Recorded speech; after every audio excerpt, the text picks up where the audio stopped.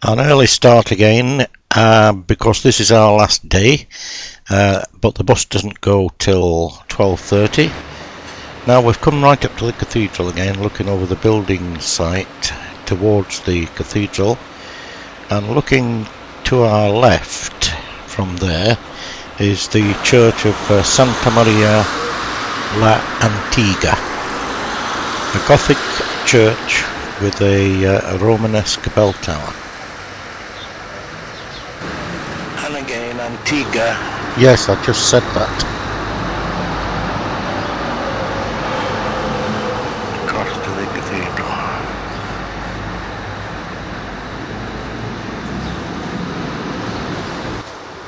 A short walk brings us to the National Museum of Sculpture, which is actually housed in the Colegio de San Gregorio. Now there seems to be some repair work going on here. We've already seen plateresque work on facades of buildings, especially in Salamanca. But here we have, I am reliably informed, an example on this facade of Isabelline art. Apparently this emerged in the 15th century as a merger between Flaminga Gothic and the Mudéjar tradition. It is good to know what time the bus leaves for the airport and from exactly which bus stop.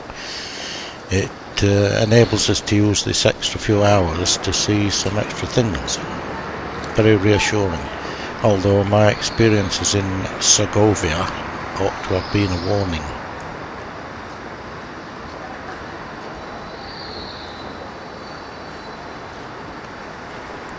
On the other side of the street is the Palacio del Marqués de Reilena. There it is, and that is also a building of the National Museum of Sculpture. Right, they let it get a bit dilapidated, just as I'm going to come along and have a look at it. They decided to close it for restoration. The "it" that he's talking about there is this church of San Pablo, and you will have noticed that the upper part of the decoration of the facade is plateresque, whereas the lower half is Isabelline. Palazzo de Pimentel is actually the local council offices now, and I don't know whether paying your rates in a building like this is any easier than paying it where you pay yours.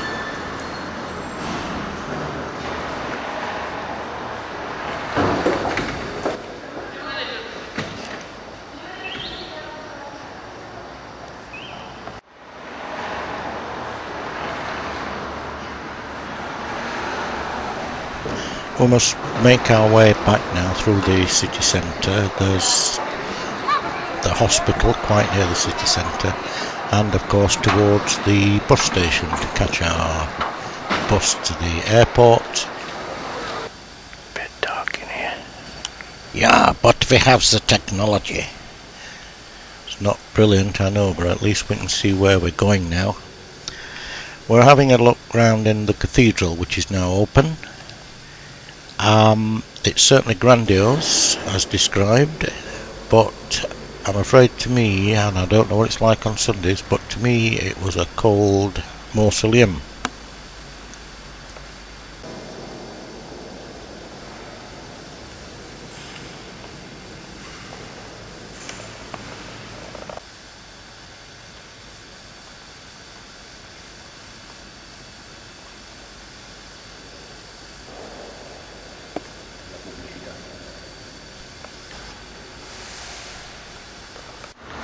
Anyway, off now to the bus station to catch our bus to the airport.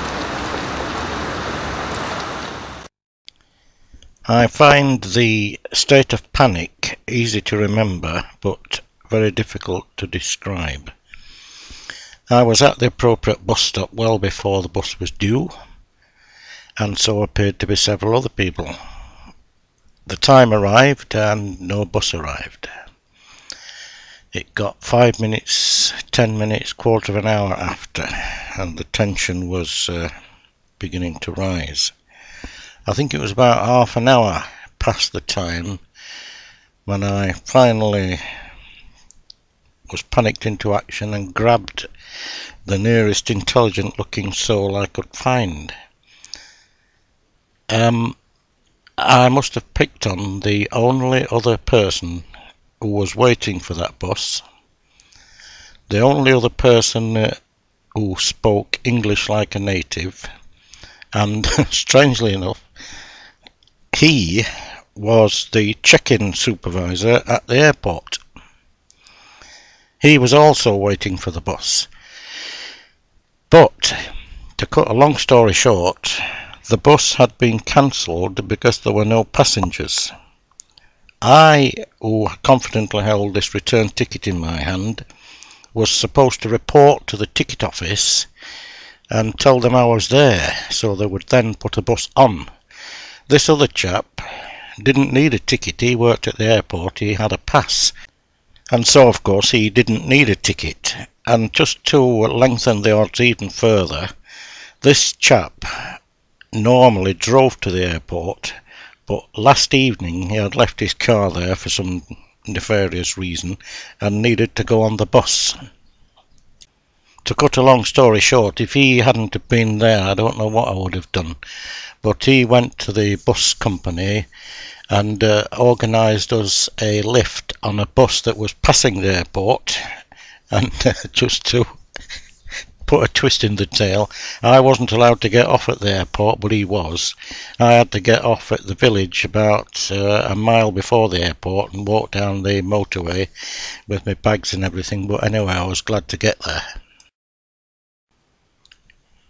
With regard to our original list of objectives, we just ran out of days and were unable to make Leon, but we could perhaps do that on a future journey. We did make Palencia and went on from there to Fromista. We made Segovia, so the viaduct, the castle, the cathedral and the Templar church. Zamora and Salamanca, although we were unable to go on to Ciudad Rodrigo. Made Avila and then El Burgo de Osma, although we were unable to go on to Soraya. We made Burgos, and of course had a look around Valladolid. And after all that, we were faced with the man in the yellow jacket. It was possible to get a permit to take photographs on stations, I found out. It took me nearly till the end of the week to get one because I was never there in the station when the office was open. But I did manage to extract one in the end, and it was all worthwhile because he came up, of course, and I flashed this card at him and his face changed. Anyway, there we are, little Spaniard. It was altogether a nice little holiday in spite of the problems, and I was quite relieved to get back to the airport.